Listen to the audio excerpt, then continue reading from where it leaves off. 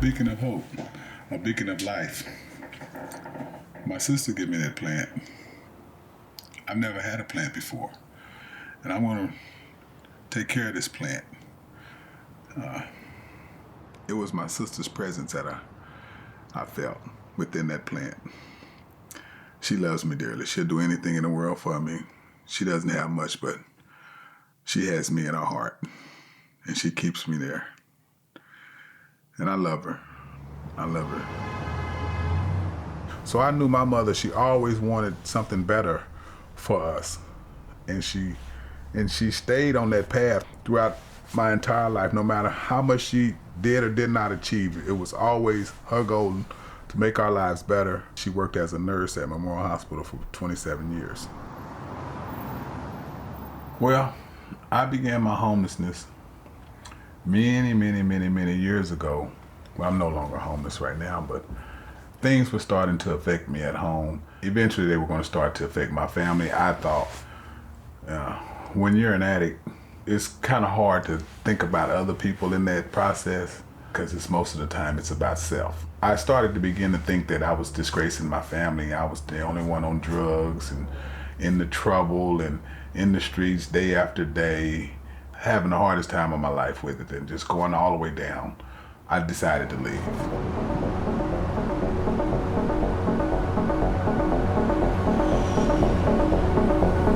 I was afraid most of the time. So fear pretty much kept me safe, so to speak. But you're still always in danger with being homeless.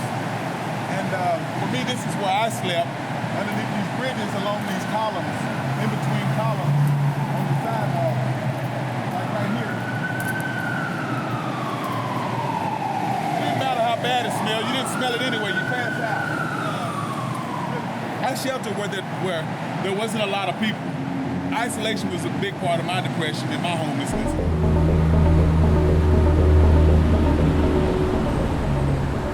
Whole itinerary of being homeless every day, the entire part of being left with overwhelmed by no hope and being desperate every day, it steals your soul from you.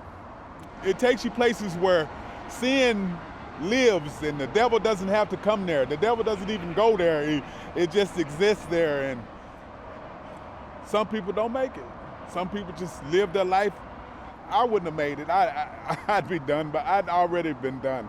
I would have been done. I plotted my life. I isolated my life. I planned my life away. I had no contacts with anybody. I made sure nobody knew where I was. I made sure nobody knew my name. And it would have been just so easy for me to not exist any longer. And why did you? What kept you going? It was my mother's love. It was not wanting my mother to know in the end that it was nothing that she could do and have to live with that after she gave her life for everything for us to have a life. So it was love in the end that saved my life through my mother and DESC, along with programming and making sure I showed up. I mean, sometimes you have absolutely nothing to give. You have nothing. You have nothing to give when you go in. I mean, nothing. But to just get there to get there is a step toward progress. It's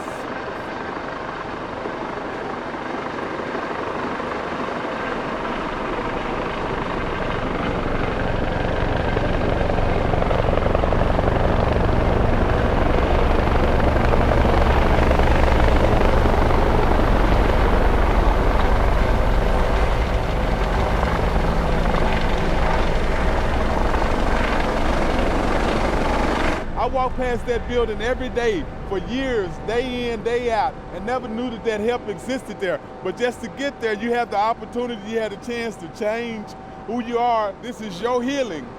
And through DESC, I received that. That was important to me in saving my life. Also, along with not ever allowing my mother to see the day that her son had given up on everything she done and my family's love and what that meant to her and what it should mean to me. And that's very easy to let go in these streets without shelter. I just want to go stop right there. DESC, that's where I began to get help. They watched me closely. They had me coming in all the time. The doors was always open to me there. They helped put me back together again. They still continue to help put me back together again. And once I got housing, I started to be able to reconnect with my family. I could make doctor's appointments. You get peaceful moments, you get happy moments, and you can go and come as you please. You have time to study. You have time you can do a hobby, you can write, you can read. There's so many different things you can do with that shelter. Sleep, you can rest, eat, cook the way you need. Get your skill, you can go to work, you can go to school. There's so many benefits to having your own place. You can have a relationship with somebody. You can share your time with someone. You can have people come over and visit.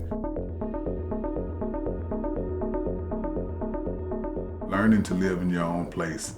It takes a little while after being homeless for so many years. How long were you in the streets? I've been in the streets 96, 2011, 16 years. 16 years in the streets.